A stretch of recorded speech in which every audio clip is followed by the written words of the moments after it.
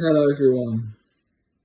This is a video I hoped I never had to make, but I'm going to make it because I know how important it is for everyone else to be wary. Yeah, everything was going so well. We had great times together, and yeah, doing this channel was a lot of fun. But it's really difficult to explain, and this is something I never expected to have to do a video on. So you're all waiting to hear what's happened.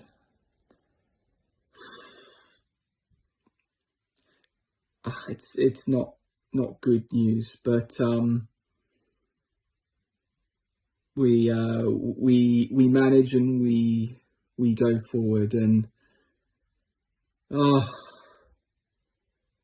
I feel so stupid now. So here it is. Basically, I've been scammed, and she's taken a lot of my money, and it's all the things I've warned about on this channel. She's obviously she's a good actor. Let's just put it that way. Feel it now. That's it. Just a short video, and also to wish everyone here a happy April the 1st. So happy April Fool's Day. Happy April Fool's Day! Yeah, that was good. Yeah, so that was just an April Fool's joke, just in case it's not clear. So today we thought we would use this as an opportunity to remind everyone how to look out for scams of all different types. So we're going to give you 10 different tips to spot a potential scam. So take it away, Rose. What's number one?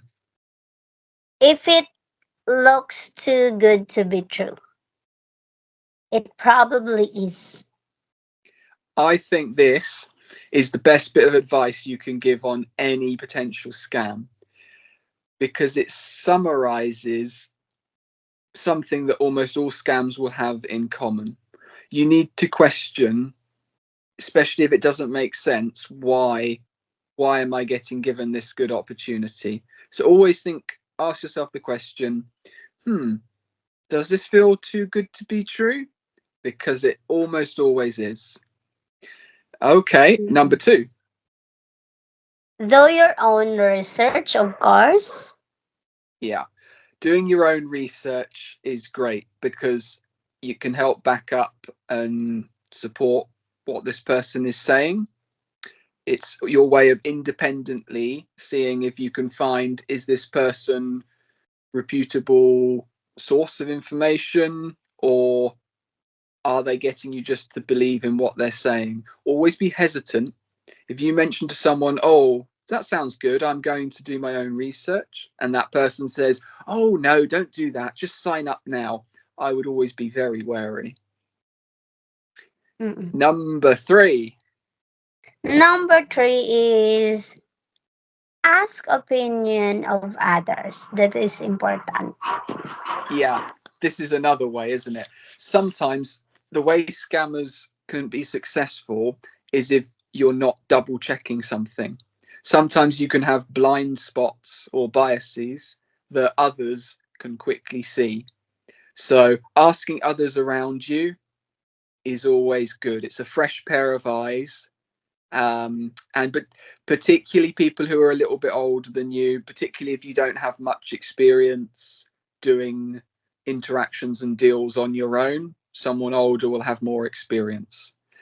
Okay, number 4. This is common. Bad English or grammar. So if you're an English speaker, native, then it's far easier to identify this. If you're not a native speaker, you might miss this. But straight away, if someone isn't able to write in full sentences, there's some strange uses of grammar. It can quite often be a good indicator that this is a scam. Unfortunately, there is, in my opinion, some correlation between someone being from a non-English speaking country and using English to try and scam others. So always check the grammar. Yeah, that's a really good tip. Okay, next one. Either America or UK.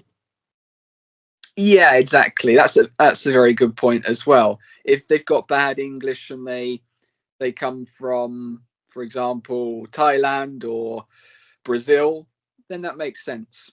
If they've got very bad English or they speak with a strong accent and they say, my name's John from America, if you're a scammer, you're best off just saying I'm Jose from Brazil.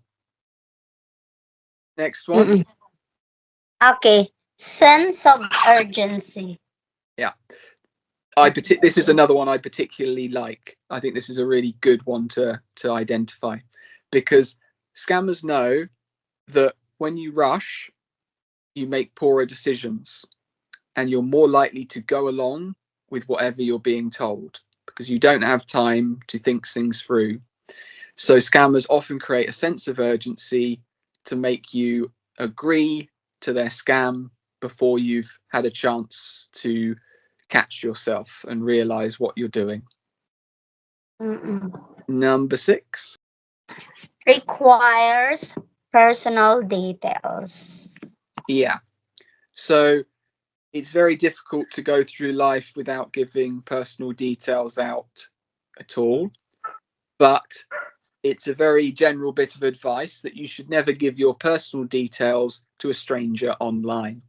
So if a stranger online is asking for them, you need quite a good reason to give them to the stranger because you don't know what they will do with them. Yeah. Right.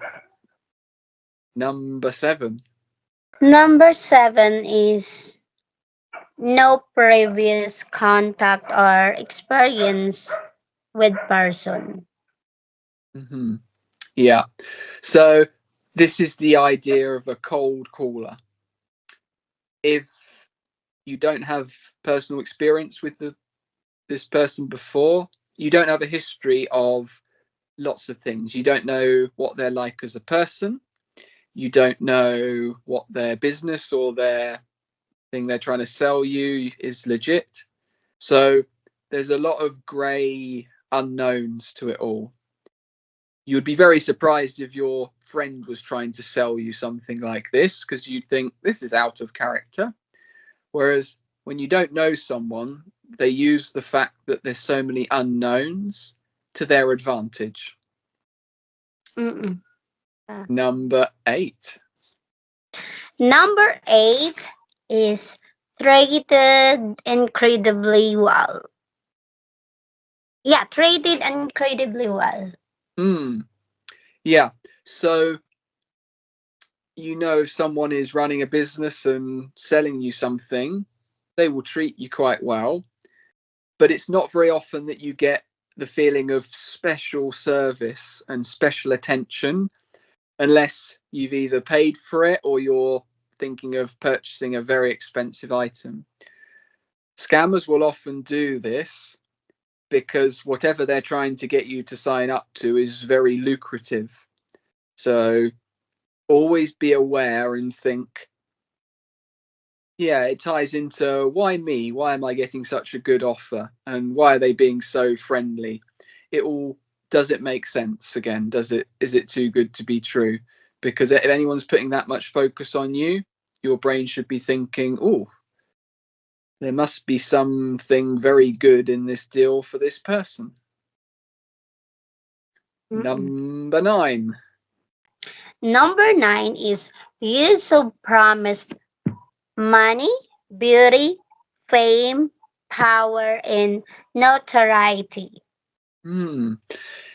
That's a good summary of things that are universal, that almost anyone is interested in. So those are always popular topics in which scams are built around. And maybe the first one, money and beauty, they're probably top 2. So anytime it's covering that type of topic, I'd be a bit cautious. These scams,